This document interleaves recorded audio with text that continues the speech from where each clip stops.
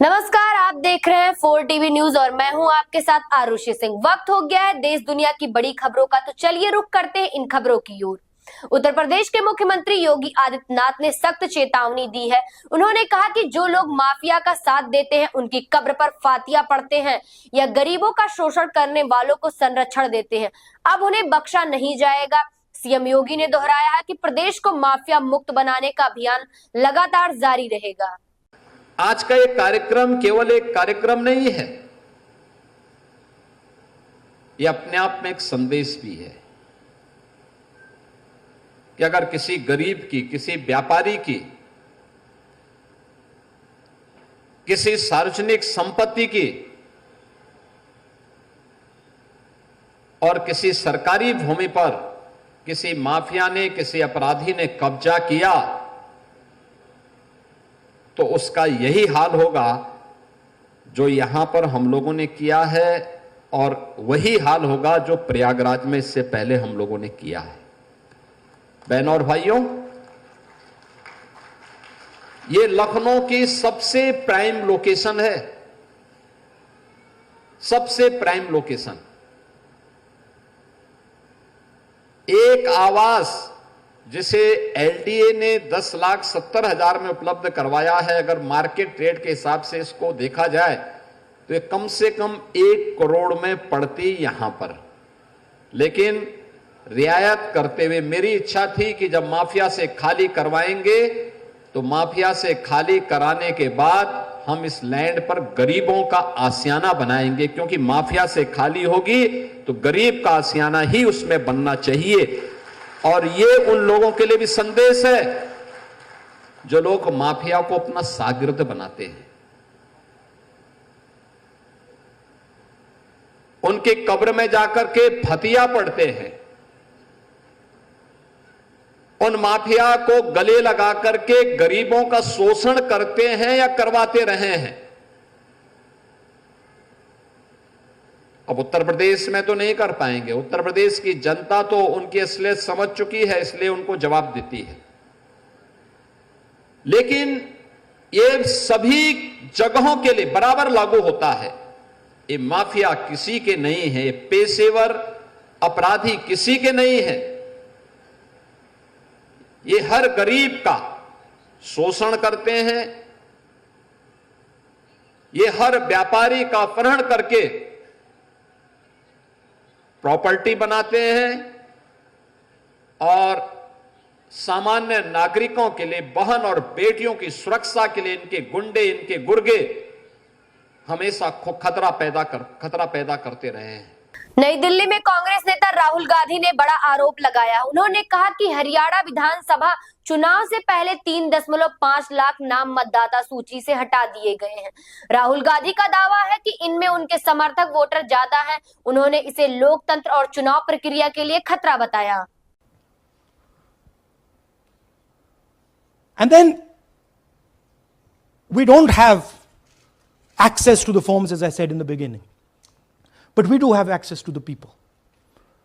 So 3.5 lakh people were deleted from the voter list.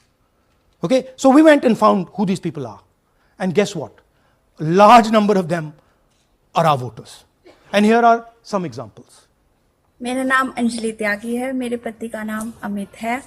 मैं राय विधानसभा मलिकपुर गांव की रहने वाली हूं और मैंने लोकसभा इलेक्शन में वोट किया था। लेकिन जब मैं विधानसभा के इलेक्शन में वोट करने गई तो मुझे बताया गया कि मेरी वोट कट चुकी है, और फिर मैंने दोबारा अप्लाई किया तो मेरी जून के एंड में मुझे वोटर कार्ड मिला। इलेक्शन के बाद मलिकपुर का रहने वाला हूँ और क्या नाम है, मेरा राय हल्का लगता है, जिसमें से हमारे भाइयों की वोट काट दी गई है, जिनका नाम है अनुज, राहुल और उनकी पत्नी है साक्षी और सोनिया, जिनकी वोट विधानसभा में काट दी गई थी। नाम सद्दाम हुसैन है जी, मैं मलिकपुर गांव से रहने वाला हूं जी। हमारा हल्का राय लगता है जी। 2024 में लोकसभा इलेक्शन में हमने वोट डाला था जी, और ये 2025 में जी हमारी वोट चोरी हो गई जी। मेरा नाम सद्दाम हुसैन है, मेरी वाइफ का नाम यास्मीन है जी। हमारी दोनों की वोट चोरी हो गई है। लाल सन्नो श्री लखीराम, गांव मलिकपुर राई हल्के का रहने वाला हूं। हमारी एमपी के चुनाव में हमारी वोट पूरे परिवार की कंप्लीट थी। इस बार मेरे बेटे की विधानसभा में वोट काट दी गई है। All targeted. And these are 4 we've shown you. मेरा नाम Anjali. Sorry. We have huge numbers of these people. Dehradun में सीएम पुष्कर श्रीलंका की आंदोलनकारी बेहतर स्वास्थ्य सुविधाओं की मांग कर रहे थे। सरकार ने उनकी सभी मांगे मान ली, जिसके बाद आंदोलनकारियों ने आंदोलन खत्म करने का फैसला किया और अपने घर लौट गए। बिहार में चुनाव आयोग की कार्रवाई के बाद जेडीयू नेता ललन सिंह ने अपनी पहली प्रतिक्रिया दी। उन्होंने कहा कि वह कानूनी प्रक्रिया का पूरा पालन करेंगे और न्याय पर भरोसा रखते हैं। ललन सिंह ने कहा कि सच सामने आने तक वह अपने बचाव के लिए तैयार हैं। देखिए, एक तो जो ट्वीट हुआ है, कई तरह के ट्वीट हुए हैं और जो ट्वीट हुए हैं उसके आधार पर चुनाव आयोग के निर्देश पर एफआईआर दर्ज हुआ है। चुनाव आयोग संवैधानिक संस्था है, निष्पक्ष है। हम सब लोग चुनाव आयोग का सम्मान करते हैं और जिस वीडियो की बात हुई है, उस वीडियो को अगर कोई पूरा सुनेगा तो जो ट्वीट आरजेडी ने किया है वो भ्रामक है। जिस गांव की ये वीडियो है, उस गांव में आरजेडी के एक दबंग नेता रहते हैं। वो दबंग नेता लोगों को, गरीबों को डरा धमका के बूथ पर नहीं जाने देते। मैंने यही कहा कि ये नेता अगर गरीबों को डराए धमकाए तो गांव के लोग उनको घेर के बंद करिए और अगर वो मतदान करने के लिए जाना चाहें तो उनको चुनाव बूथ पर मतदान कराइए और मतदान करा के उनको फिर से घर में रहने पर मजबूर करिए। गरीबों को कोई डरा के वोट नहीं ले सकता है, धमका के वोट नहीं ले सकता है। बागपत जिला अस्पताल में लापरवाही का मामला सामने आया है। भाकियू टिकौत के दिल्ली एनसीआर महासचिव की पत्नी को सांप ने काट लिया था। इलाज के दौरान गलत दवा देने से उनकी मौत हो गई। जी हां, परिजनों ने अस्पताल में हंगामा किया और डॉक्टरों पर लापरवाही का आरोप लगाया।